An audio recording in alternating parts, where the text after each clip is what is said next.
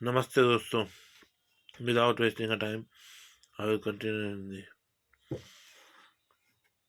यार ये सब हम जानते हैं, आप लोग भी जानते हो, ये भी जानते हो कि मेरा टैगलाइन क्या है। मेरा टैगलाइन है my work is my mirror.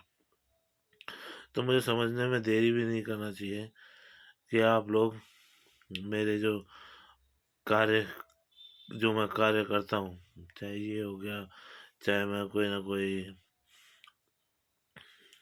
अपनी सोचने की पावर, थिंकिंग पावर को बढ़ाते हुए, थॉट पावर को बढ़ाते हुए एक नया डिज़ाइन को लेके आता हूँ या एक नया विषय लेके आता हूँ कि ये इस दृष्टिकोण से नहीं, इस दृष्टिकोण से देखो तो ये सही है। वो सब आप मेरे चरित्र को, मेरे मेरे रंग रखाव को, मैं कैसे रहता हूँ क्या नहीं, वो सब आप मेरे कार्य में देख लेते हो, क्योंकि my work is my mirror. तो स्टार्ट करता हूँ विदाउट वेस्टिंग। यहाँ मैं किसी के चरित्र को नहीं ले रहा इंटेंसली, मेरा कोई भी मतलब नहीं है कि किसी भी व्यक्ति विशेष के चरित्र को मैं खराब बता रहा हूँ या अच्छा बता रहा हूँ। अच्छा बता रहा हूँ तो वही थोड़ा बहुत अच्छा होगा तो अच्छा बताऊँगा ही। और जैसा कि आज हमारे माननीय प्रधानमंत्री जी का जन्मदिन है, उनको हैप्पी बर्थडे मोदी जी, चरण स्पर्श। इनके कार्यकाल में बहुत अच्छा समय निकला यहाँ तक। मैं उम्मीद में हूँ कि आगे भी हमारे लिए ऐसा ही कार्य करते रहे। और मैं खुद को खुशनसीब मानता हूँ कि उनके कार्यकाल के चलते छाया में मेरी भी उन्नति हुई। और अब विश्वकर्मा डेज का हैप्पी विश्वकर्मा डेज। तो चलो जानते हैं यार, यहाँ एआई तक आ गई, बात पहुंच गई कि एआई तक। तो मैं ये सोचता हूँ कि लोग आजकल क्या कर रहे हैं। लोग आजकल आविष्कार कर रहे हैं, ठीक है, सभी ये जानते हैं, लेकिन जब तक हम किसी मॉड्यूल या किसी सिस्टम को अ, खुद नहीं तैयार करते या खुद उसको उस क्षमता तक नहीं पहुंच सकते, जहाँ जैसे कि अब मैं एक सिंपल सा एग्जांपल दूंगा। फैक्ट्रियों में आजकल दिखाते हैं, फेसबुक वगैरह में रील्स वगैरह छोड़ते हैं, तो फैक्ट्री में ये सब कैसे बनता है। मतलब उस ग्राउंड लेवल तक नहीं जाते जहाँ पे वो प्रोडक्ट मैन्युफैक्चर हो रहा है और उसमें ये सिस्टम लग रहा है। तब तक हमारे लिए वो बेकार है। हम तो बस उसका बाहर का सिस्टम जानते हैं। फिर अगर वो खराब हुआ, मतलब एक ये नहीं होता कि खराब हुआ सही हुआ, बट एक मैं ये कहना चाहता हूँ, जो मैकेनिज्म प्रोसेस है उसको आप समझो, हर कोई समझे। मेरे कहने का मतलब भी आप समझ जाओगे अभी। मैकेनिज्म प्रोसेस मतलब वो लोग कहेंगे कि इससे क्या मतलब कि हम मैकेनिक पर्पज समझ कर, इसकी जगह मैं ये कहना चाहता हूँ कि उसके मैकेनिज्म समझो और उसको खुद पे अप्लाई करो।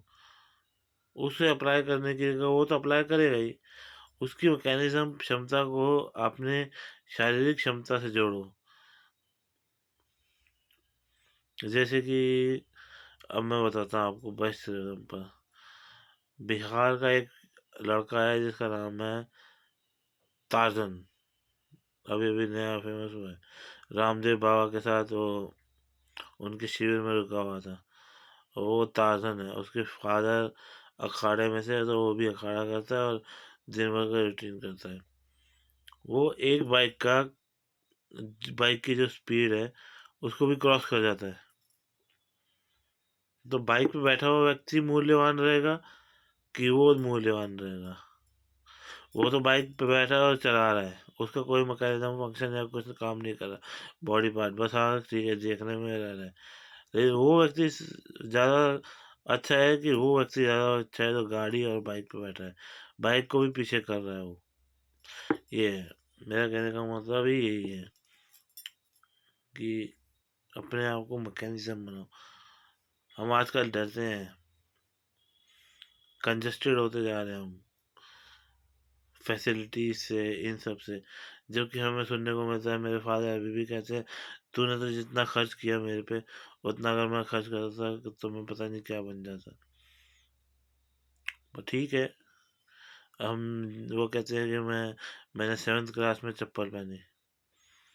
सोचिए मतलब उस तौर तरीकों को देखिए कि उन्होंने अपनी बॉडी को आज भी वो 1-1 2-2 किलोमीटर पैदल जाते हैं और मेरे से नहीं होता।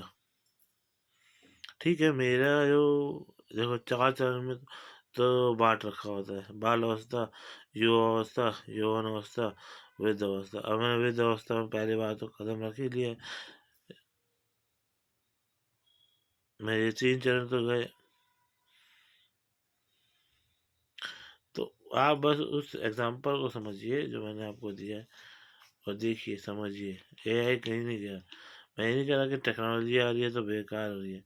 टेक्नोलॉजी आ रही ठीक है, लेकिन ये जो टेक्नोलॉजी है ये सही हो। खाली हम सोचते हैं कि हमारा दिमाग सही है क्योंकि हम भी वही बात बोलते हैं जो अगला बंदा बोल रहा है, ये गलत है।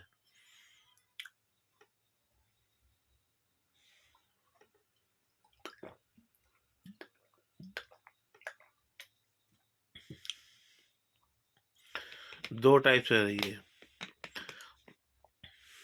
अगला बंदा जो बोल रहा है वो गलत है, उसे प्रूफ करो ये कि ये आपके दृष्टिकोण से अलग मेरी बात है। बात अलग होगी ठीक है, आई एक्सेप्ट। दूसरा पॉइंट कि उसे प्रूफ भी करवाना चाहिए। प्रूफ मतलब आप देते नहीं, उन्हें समझाना भी चाहिए कि देखिए इस एंगल से ये चीज़ इस वे में है, इस एंगल से ये चीज़ इस वे में है।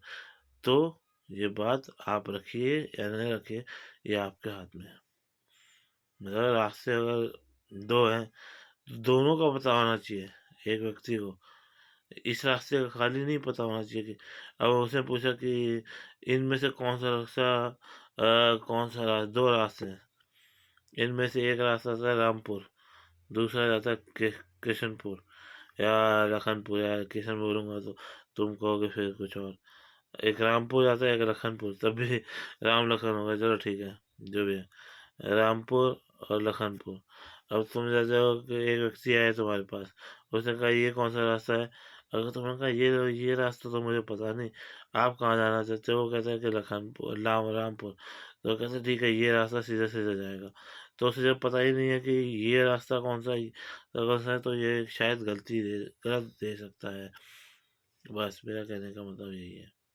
और आपको रहे बात कि आपको ठीक लगे कि ये जो विचार हमने किया है, उठाया है ये मुद्दा, ये थोड़ा सा अफोर्डेबल या कोई अच्छा है जो भविष्य के लिए मैं सोचना चाहता हूँ कि अपनाया जा सके, तो ज़रूर, क्यों नहीं। अपने ऊपर वर्क कीजिए और सोचिए। और ये मत सोचिए कि दुनिया क्या कहेगी, क्योंकि देखो दुनिया ने भी आजकल बोलना बंद कर दिया है। आजकल का वो टाइम नहीं रहा जहाँ दुनिया बोलती है, क्योंकि उनके समय की मार ऐसी पड़ी है कि उनके पास समय नहीं है। वो उनके घर में ही दिक्कत है, तो वो दुनिया को क्या कहेगी। उनके बच्चे वो खुद ही दुखी हैं पैसे वैसे के चक्कर में। अगर मैं हमेशा पैसा ही नहीं देता, कोई ना कोई कारण ऐसा आ जाता है संसारिक जीवन में, कोई ना कोई बंधन ऐसी आ जाती है जो वो पूरी पूर्ण नहीं कर पाते। हर किसी के घर में कोई ना कोई समस्या होती है। पैसा ही लेकर एक समस्या नहीं है कि पैसा ही एक समस्या है। कोई ना कोई कारण आ ही जाता है।